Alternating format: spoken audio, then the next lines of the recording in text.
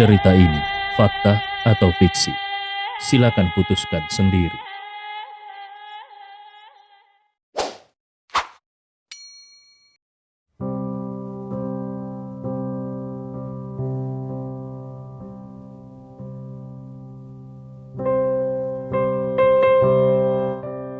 Bab 328 sampai 329.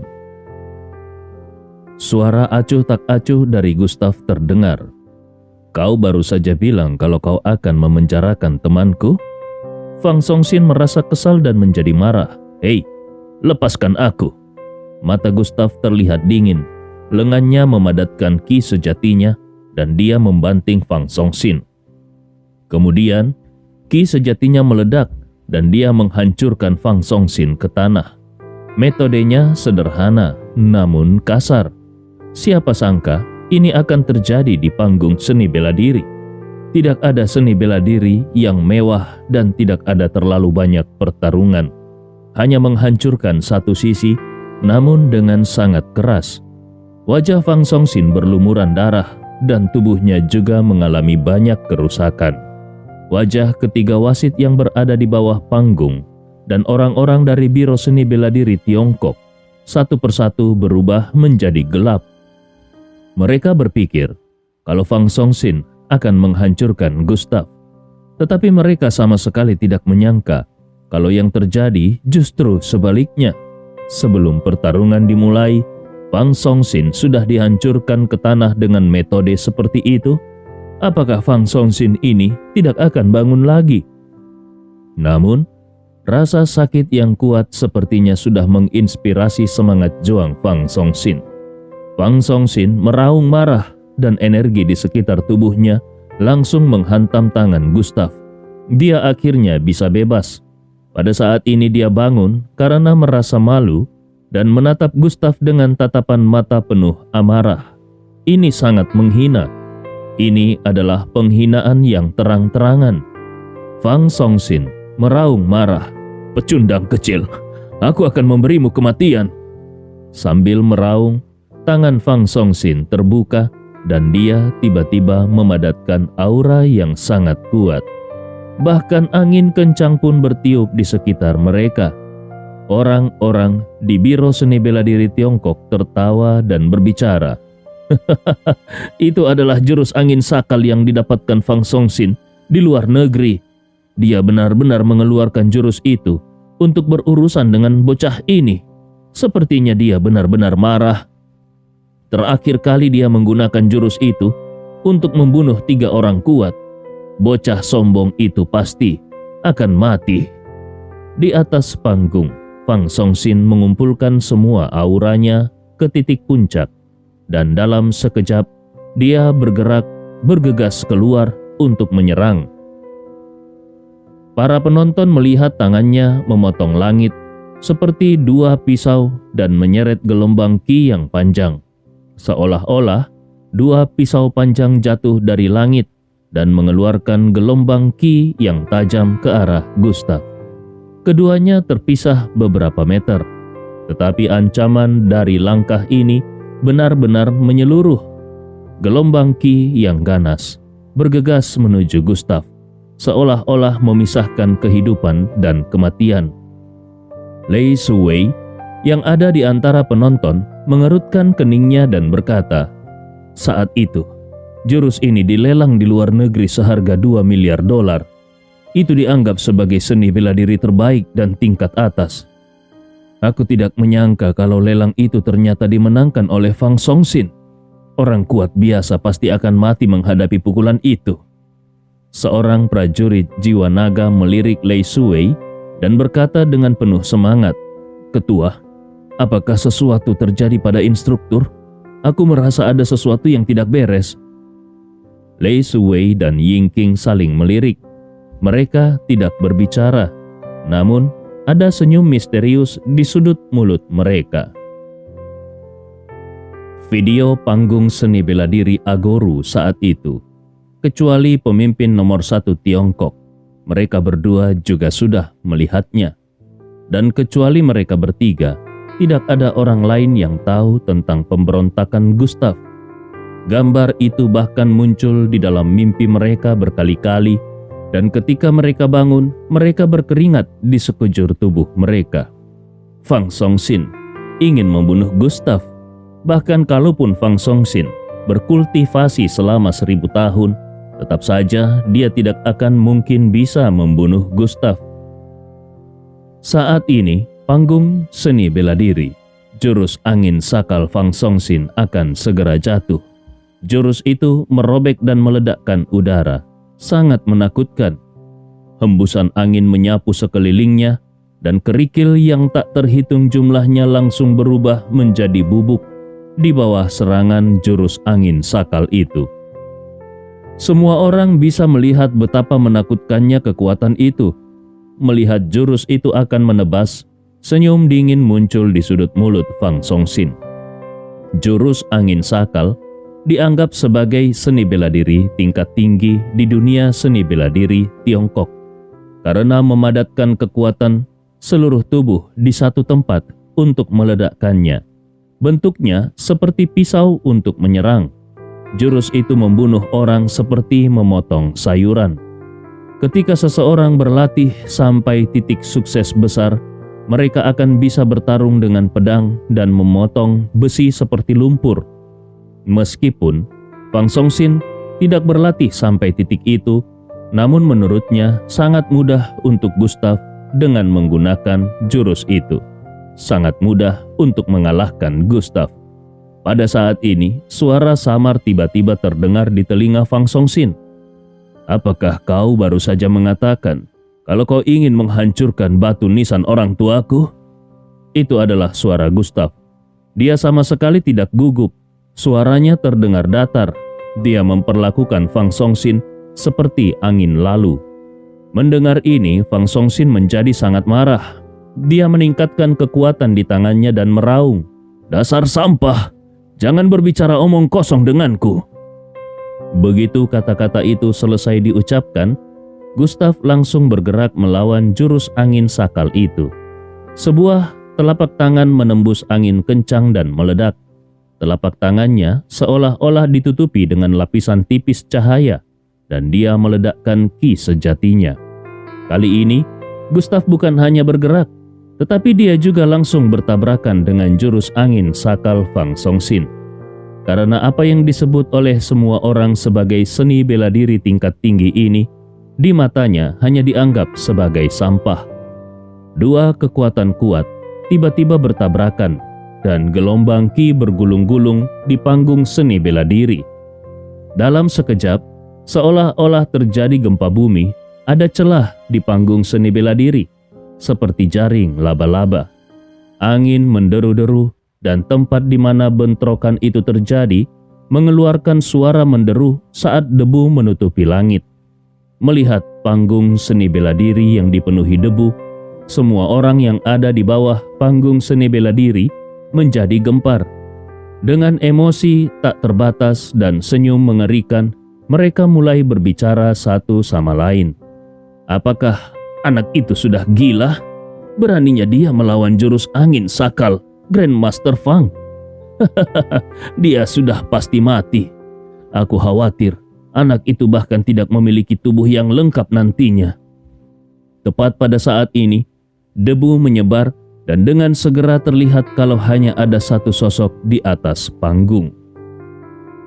Biro Seni Bela Diri Tiongkok langsung melakukan selebrasi. Bahkan ketiga wasit itu memiliki senyum di bibir mereka.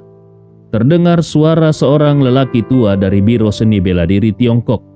Seperti yang sudah diduga, Grandmaster Fang akhirnya menang. Hari ini kita akan pergi ke New Century Hotel di Provinsi Jiangnan untuk merayakannya dengan... Namun, suara itu berhenti dengan tiba-tiba. Itu karena di panggung seni bela diri, debunya telah benar-benar menghilang. Sosok itu bukanlah Fang Songxin, tetapi seorang pemuda. Pemuda yang sangat dingin dan sombong. Pemuda itu adalah Gustav Ye. Pada saat ini, mata semua orang membelalak menatap situasi di lapangan. Mereka berkedip berulang kali karena takut telah salah melihat, tetapi hasilnya tidak berubah. Sebaliknya, di panggung seni bela diri, sosok lain sudah jatuh ke tanah dan memuntahkan seteguk besar darah. Pada saat ini, sosok yang jatuh itu mengeluarkan jeritan yang sangat menyedihkan. Sosok itu siapa lagi kalau bukan Fang Songsin? Ekspresi wajah orang-orang dari Biro Seni Bela Diri Tiongkok yang ada di bawah panggung seni bela diri langsung berubah menjadi sangat jelek. Apa-apaan ini? Master Top dari Biro Seni Bela Diri Tiongkok dikalahkan oleh seorang bocah laki-laki ingusan. Dikalahkan? Kalau masalah ini diketahui oleh para petinggi, mereka pasti akan sangat marah. Gustav sama sekali tidak peduli dengan reaksi semua orang. Dia berjalan selangkah demi selangkah menuju Fang Songsin yang sedang memuntahkan darah. Fang Songsin merasakan sesuatu dan suaranya yang lemah terdengar. Kau tidak bisa membunuhku. Aku adalah anggota dari Biro Seni Bela Diri Tiongkok. Bahkan meskipun Fang Songsin mengatakannya, itu sama sekali tidak berguna. Salah satu tangan Gustav sudah menggenggam pergelangan tangan Fang Songsin. Fang Songsin sangat ketakutan dan berpikir, apakah Gustav akan mengayunkan dirinya lagi? Gustav ini benar-benar gila. Seniman bela diri mana di Tiongkok yang akan melakukan hal itu? 3 wasit di lapangan juga merasakan ada yang tidak beres. Jadi mereka bergegas bergerak dan salah satu dari mereka bahkan berteriak dengan keras. Gustav, kau tidak boleh melakukannya. Menurut hukum seni bela diri tertinggi Tiongkok, tidak ada yang boleh membunuh personel Biro Seni Bela Diri Tiongkok tanpa izin. Gustav melirik mereka bertiga dan mencibir. Lalu, bagaimana dengan rencana menyegel kewarganegaraanku, memenjarakan temanku, atau menghancurkan batu nisan orang tuaku? Apakah kau di dalam kamusku? Semua itu termasuk dalam kategori kejahatan seperti apa? Itu adalah kejahatan besar. Kau tahu? Detik berikutnya, Gustav langsung mengangkat kaki Fang Songsin tinggi-tinggi lagi dan mengayunkannya ke atas. Kemudian dia membantingnya ke tanah. Darah berceceran di mana-mana. Fang Songsin tewas di tempat. Tidak ada sedikit pun kehidupan baginya untuk memiliki kesempatan bertahan hidup. Ketiga wasit itu sudah mendarat di panggung seni bela diri, dan ketika mereka melihat mayat Fang Songsin, mata mereka penuh dengan amarah. Salah satu wasit dengan aura terkuat berkata dengan marah, Gustav, apakah kau tahu apa yang baru saja kau lakukan? Kau mencari kematian. Jejak kemarahan mengalir ke seluruh tubuhnya. Gustav tidak berfluktuasi sedikit pun dan hanya berkata, apakah salah bagi seorang seniman bela diri kuno untuk membunuh orang di panggung seni bela diri? Wasit itu terkejut dan berkata, tidak ada yang salah dengan membunuh orang di panggung seni bela diri. Tetapi kau tidak boleh membunuh Fang Songsin. Identitas Fang Songsin itu istimewa. Gustav tersenyum. Istimewa? Bahkan kalaupun identitasnya istimewa, lalu kenapa? Kalau dia berani menyinggung perasaanku, maka inilah akhirnya.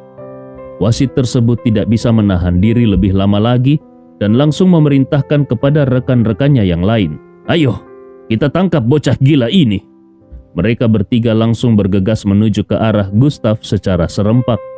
Tepat ketika mereka akan tiba di depan Gustav, sesosok tubuh sudah muncul di depan Gustav. Aura yang kuat mengalir langsung ke arah ketiga wasit itu. Sosok itu berbicara dengan suara yang dingin. Siapa yang berani menyentuhnya?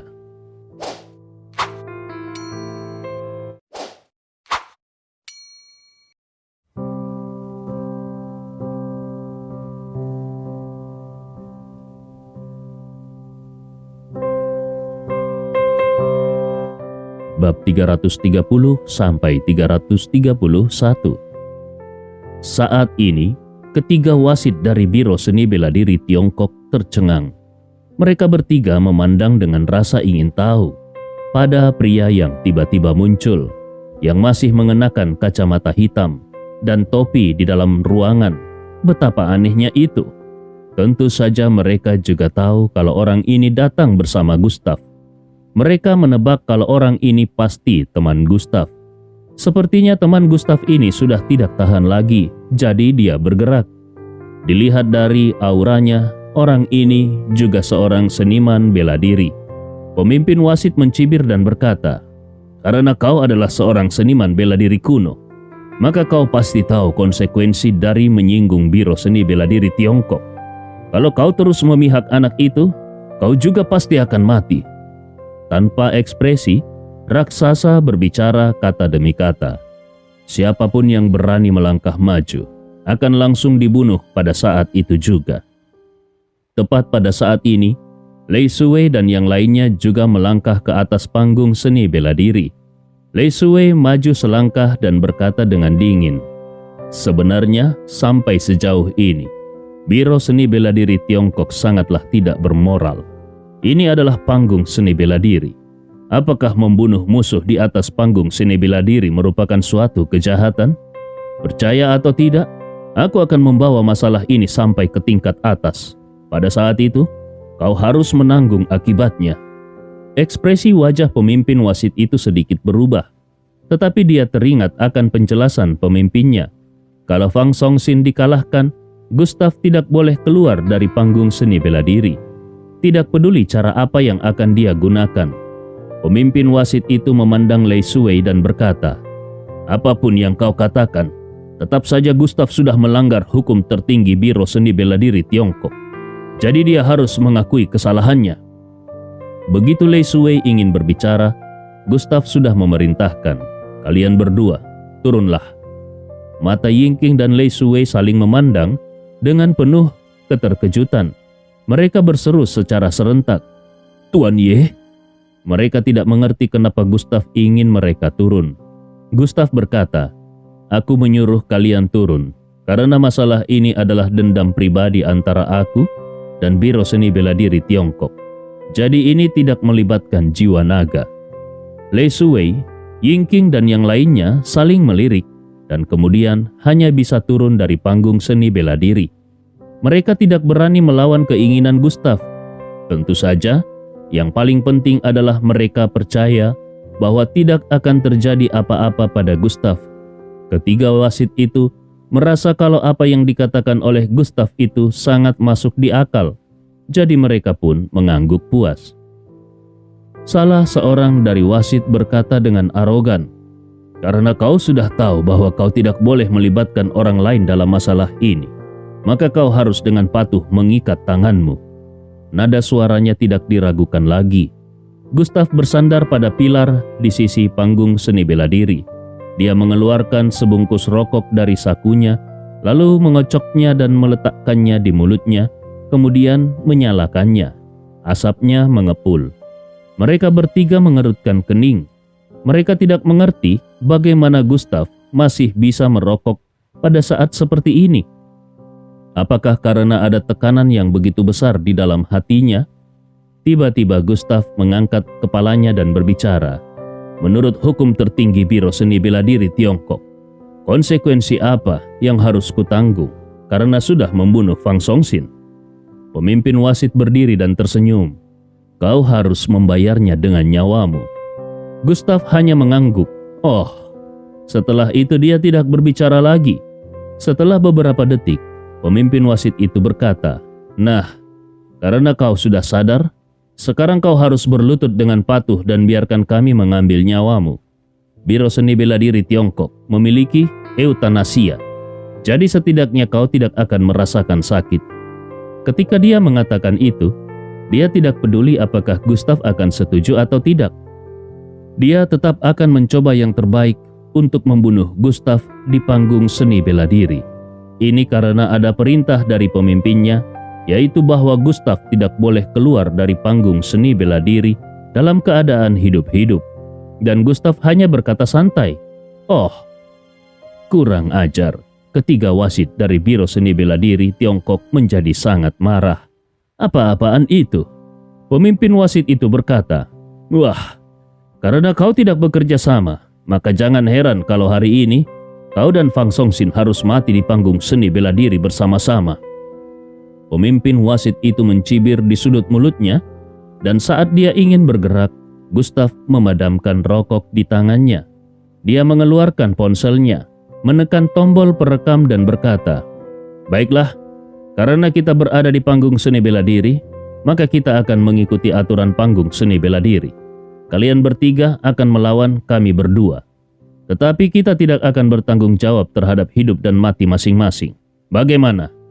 Ketika pemimpin wasit mendengar ini, dia merasa sangat gembira di dalam hatinya. Kalau dia membunuh Gustav dengan cara ini, jiwa naga tidak bisa mengatakan apa-apa. Ini adalah solusi terbaik. Kuncinya adalah mereka bertiga berada di 100 teratas daftar seni bela diri Tiongkok, dan kekuatan mereka jauh melebihi Fang Songsin. Jadi menurutnya akan sangat mudah bagi mereka untuk berurusan dengan Gustav dan temannya.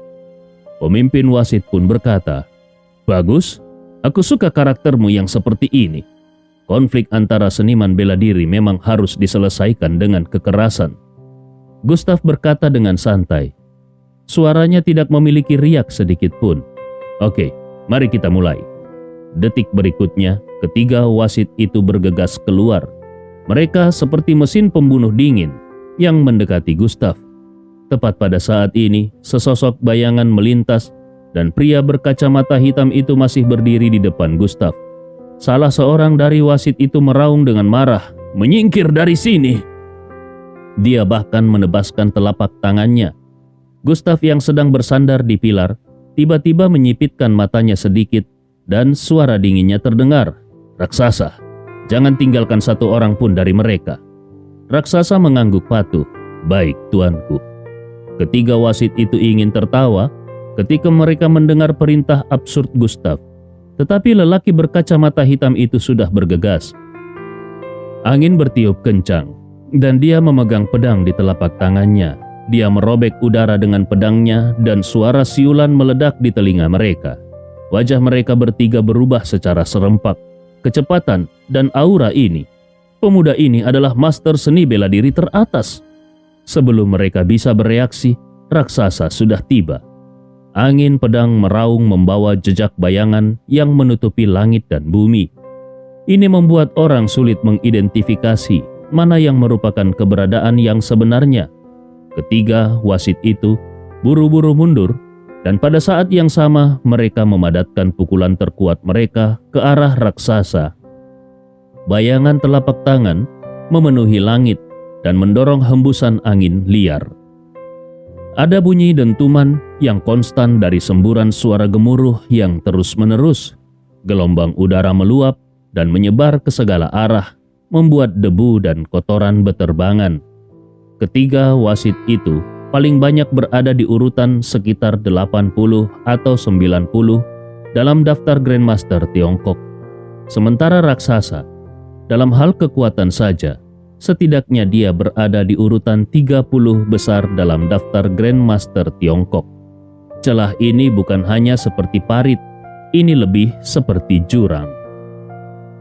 Mereka bertiga semakin tegang. Semakin mereka bertarung, semakin mereka merasa ketakutan. Tiba-tiba kilatan cahaya dingin muncul di leher salah satu dari ketiga wasit itu. Dia berlumuran darah dan seketika jatuh ke dalam genangan darah. Matanya melebar dan ekspresinya sebelum kematian datang menjemputnya adalah gambaran lengkap dari kengerian. Raksasa bergerak seperti mesin pembunuh tanpa henti sedikit pun. Dia langsung menuju dua master lagi yang tersisa. Melihat ada yang tidak beres, kedua wasit itu berlari ke arah bawah panggung seni bela diri. Mereka sudah yakin bahwa pria berkacamata hitam ini pasti berada di urutan 50 besar dalam daftar Grandmaster Tiongkok. Bagaimana mungkin mereka bisa bertarung dengan orang seperti itu? Raksasa mengeluarkan raungan. "Kemana kalian ingin pergi?" Cahaya putih menyala dan pedang dengan cepat menyapu leher seorang wasit lainnya. Pedang itu mengiris kulit dan menimbulkan sensasi rasa sakit yang teramat sangat. Wasit itu tanpa sadar menutupi lehernya, tetapi ternyata dia tidak bisa menutupinya sama sekali. Itu karena kepala serta tubuhnya terpisah. Dan dari 3 master teratas Biro Seni Bela Diri Tiongkok, hanya ada 1 orang yang tersisa. Mata wasit yang tersisa itu penuh dengan ketakutan. Iblis macam apa teman Gustav ini? Bagaimana bisa dia membunuh tanpa berkedip? Dia bahkan tidak bisa diblokir. Ini sangat sengit. Dia hendak mengatakan sesuatu, namun raksasa sudah lebih dulu menendang dadanya. Wasit itu terbang dari tempatnya, lalu terbanting ke tanah dan kemudian memuntahkan seteguk darah. Tulang di dadanya hampir hancur seluruhnya. Itu sangat menyakitkan. Wasit itu mencoba menahan rasa sakit di tubuhnya. Dia berusaha berdiri saat angin kencang bertiup. Raksasa yang berkacamata hitam sudah muncul kembali, seolah dia sama sekali tidak berencana memberikan kesempatan hidup kepada satu orang wasit yang tersisa. Wasit itu hanya bisa memadatkan kekuatan di tangannya dan mengubah tinjunya menjadi cakar, seolah-olah dia menarik kekuatan 1000 kilogram ke arah leher raksasa. Tapi dia sama sekali tidak bisa menyentuh raksasa karena pedang Ki sudah muncul di dadanya. Cahaya dingin berkelebat dan pedang pendek menghantam dadanya. Darah segar langsung menyembur keluar. Pada saat yang sama, kelima jari raksasa baru saja melepas kacamata hitam yang sejak tadi dipakainya.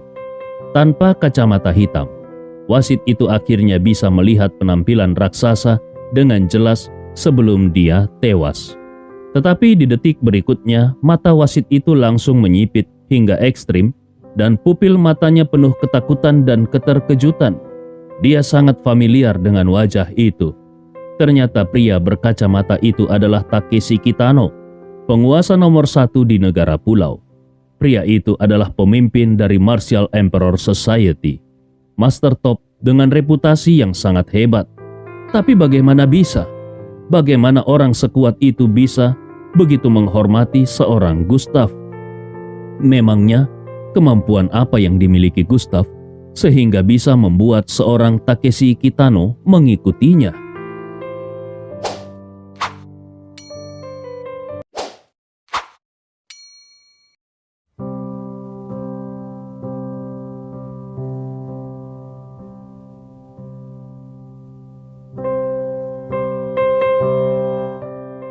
Bab 332 sampai 333.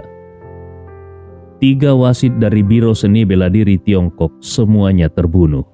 Seluruh proses itu hanya membutuhkan waktu belasan detik. Itu aneh, bukan? Kekuatan macam apa yang dibutuhkan untuk bisa melakukan hal ini? Mungkinkah pria berkacamata hitam ini adalah jenis eksistensi tingkat atas seperti salah satu dari 50 Grandmaster teratas di Tiongkok? Kalau itu benar, lalu bagaimana orang seperti itu bisa muncul di provinsi Jiangnan? Bagaimana dia bisa berdiri di sisi Gustav tanpa ragu-ragu? Panggung seni bela diri dipenuhi dengan aura suram, karena raksasa membelakangi sekelompok orang dari Biro Seni Bela Diri Tiongkok. Mereka tidak bisa melihat raksasa yang melepas kacamata hitamnya.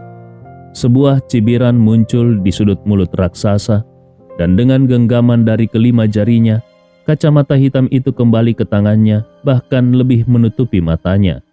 Dia berjalan menuju Gustav, selangkah demi selangkah. Ketika dia datang ke depan Gustav, dia tiba-tiba berlutut dan berkata dengan hormat, "Tuanku, aku beruntung tidak mempermalukanmu." Gustav mengangguk dan berkata, "Bangunlah." Ini adalah percakapan yang sangat sederhana, tetapi berdampak besar pada semua orang yang ada di panggung seni bela diri. Mereka merasa dunia ini gila. Apa yang Takeshi Kitano katakan lebih seperti palu yang merobek hati mereka. Pria kuat seperti itu benar-benar berlutut di depan Gustav.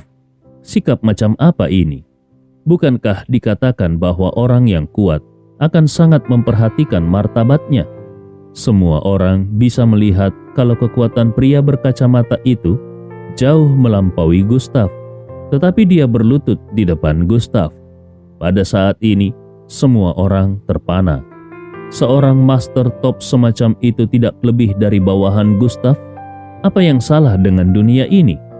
1 demi 1, orang-orang dari Biro Seni Bela Diri Tiongkok mundur selangkah demi selangkah. Mereka tidak tahu harus berbuat apa untuk sementara waktu. Mereka seperti kapal tanpa kemudi. 3 orang wasit yang meninggal di atas panggung adalah 3 orang berpangkat tertinggi yang dikirim oleh Biro Seni Bela Diri Tiongkok. Tetapi mereka tewas begitu saja, tanpa peringatan. Semua orang sepertinya melihat kemarahan tingkat tinggi dari Biro Seni Bela Diri Tiongkok. Langit di Provinsi Jiangnan sudah berubah, benar-benar berubah.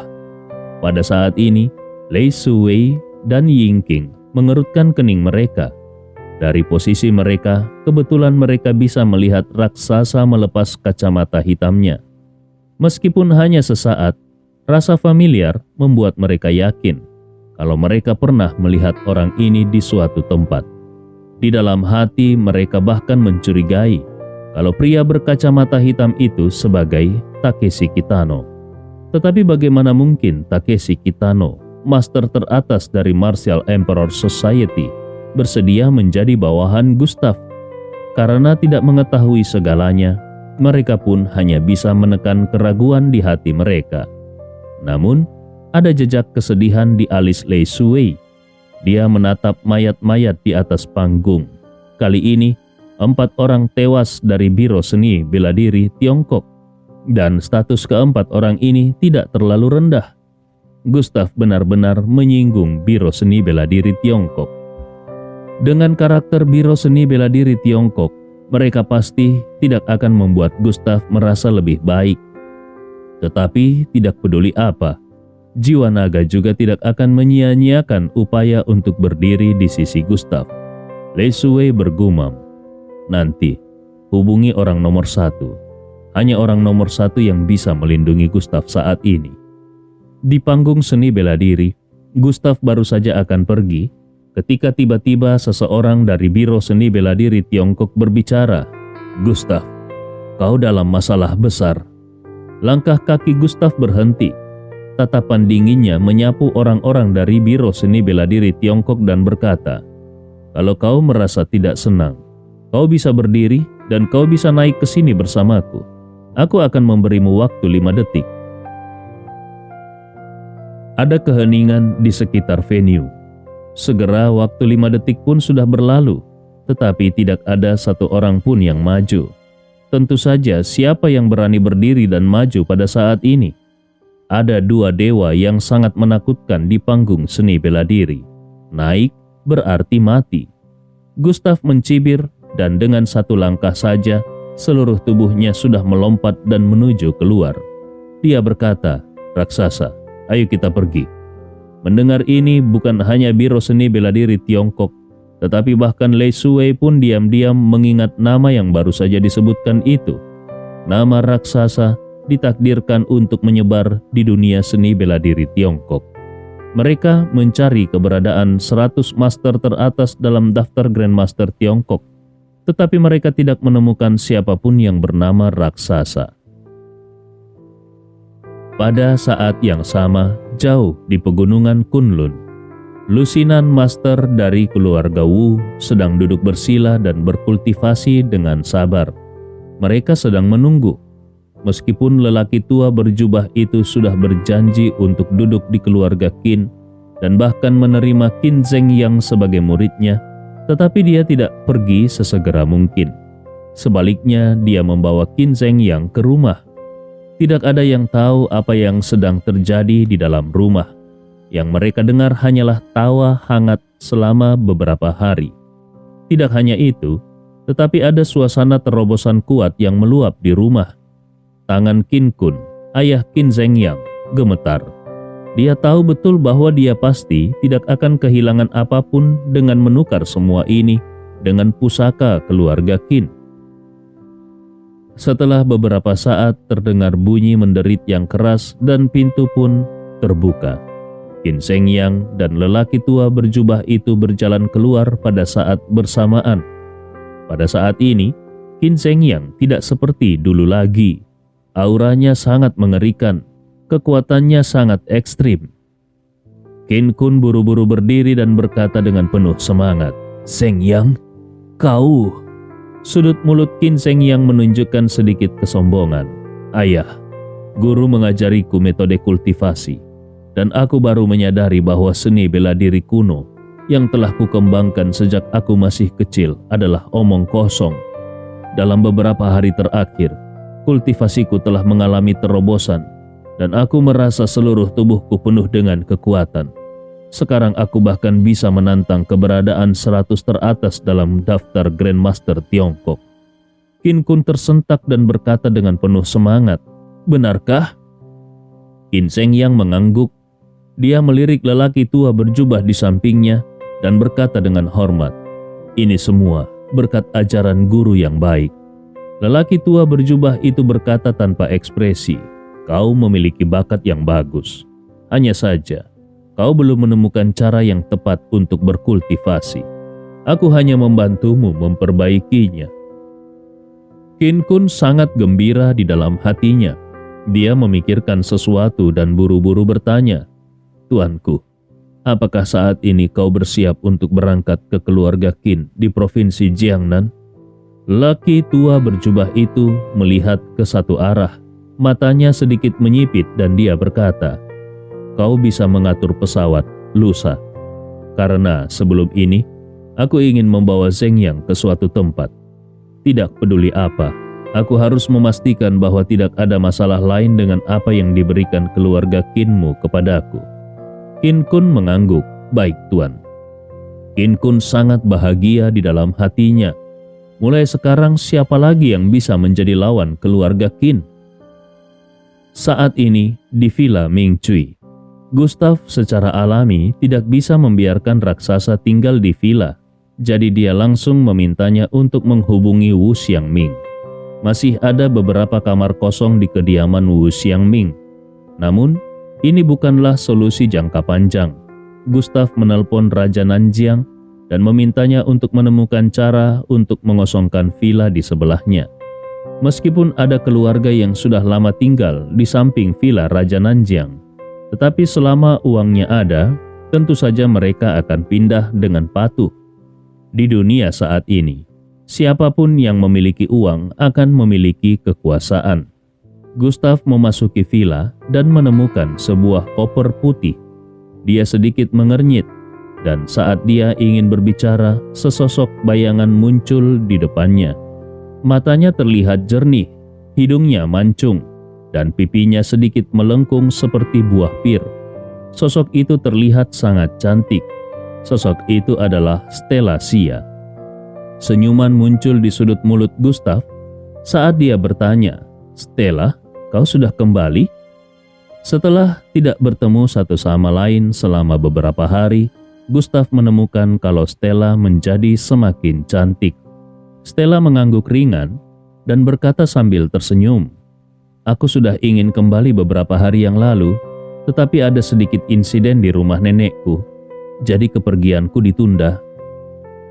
"Aku mendengar ayahku berkata kalau kau sudah banyak bolak-balik dalam beberapa hari terakhir ini." Meskipun Xia Hongye hanya mengungkapkan beberapa kata emosi dan tidak mengatakan sesuatu yang spesifik, namun Stella juga memperhatikan bahwa sesuatu yang besar telah terjadi di provinsi Jiangnan, dan perubahan yang besar ini sangat mungkin disebabkan oleh Gustav. Namun, dia merasa tidak perlu menyelidikinya selama Gustav tidak mengalami kecelakaan. Stella menuangkan 2 gelas jus dari juicer di dapur. Dia menyerahkan satu kepada Gustav dan berkata, "Selama ini, nenek telah mengatakan banyak hal baik tentangmu, dan dia membicarakanmu setiap hari sampai telingaku panas mendengar ceritanya." Gustav meminum jus dalam satu tegukan. Itu hanya bisa menunjukkan kalau nenek memiliki mata yang bagus. Mata indah Stella melirik Gustav saat dia berkata, "Kau menyebut kata nenek dengan sangat lancar. Orang yang tidak tahu pasti mengira kalau itu benar-benar nenekmu." Tiba-tiba dia memikirkan sesuatu dan melanjutkan, "Aku akan memberitahumu satu hal. Ketika aku berada di rumah nenekku, seseorang bertanya, kenapa kondisi nenekku bisa tiba-tiba membaik, dan ibuku secara tidak sengaja keceplosan berbicara. Jadi kalau nanti ada seseorang yang mengganggumu dan memintamu untuk mengobatinya, kau tidak perlu merasa sungkan karena aku.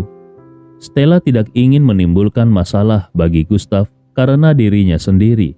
Gustav mengangguk. Dia adalah dokter yang baik, tetapi tidak semua orang bisa disembuhkannya. Itu semua tergantung pada moodnya. Mata indah Stella berkedip dan dia berkata dengan nada bercanda, "Baiklah, kalau begitu aku akan mandi dulu. Aku sudah di jalan selama seharian, jadi aku harus membersihkan diri dulu. Apakah kau ingin ikut bersamaku?" Begitu Gustav ingin mengatakan sesuatu, Stella sudah memutar badannya dan berjalan menuju lantai 2 sambil berkata, "Setelah kupikir-pikir lagi, bak mandinya sepertinya terlalu kecil. Jadi lupakan saja." Ketika kata-kata itu selesai diucapkan, Stella tertawa cekikikan. Gustav hanya bisa menggelengkan kepalanya tanpa daya. Bagaimana bisa Stella juga ikut-ikutan mempelajari trik yang digunakan Margaret? Namun Gustav juga tidak terlalu memikirkannya dan langsung kembali ke kamarnya. Dia memegang batu hitam di telapak tangannya dan dia mengingat segalanya tentang kuburan reinkarnasi. Batu nisan ketiga masih belum bergerak. Apakah ranahnya masih belum cukup? Dan juga Chen Qingchang mengatakan kalau dia adalah perubahan haluan mereka. Apa maksudnya itu? Mungkinkah sekelompok orang ini tanpa syarat membuatnya lebih kuat untuk melawan sesuatu? Kepala Gustav terasa bingung. Dia tidak memikirkannya lagi dan memasuki kondisi kultivasi. Dalam sekejap, ki spiritual yang tak terhitung jumlahnya dari kuburan reinkarnasi melonjak menuju tubuh Gustav. Lampu merah di tubuhnya berkedip dan jejak raungan naga mengguncang seluruh kuburan reinkarnasi.